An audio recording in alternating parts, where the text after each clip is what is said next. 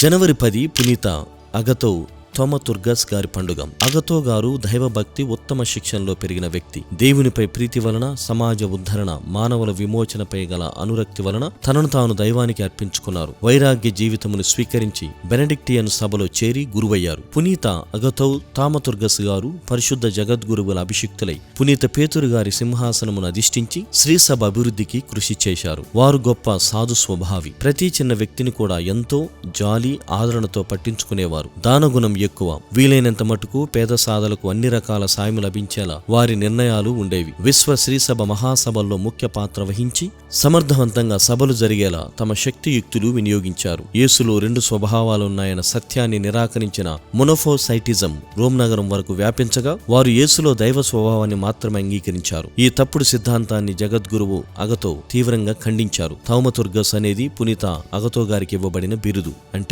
అనేక అద్భుతాలు, ఆశ్చర్యకార్యాలు చేసిన వారని అర్థం.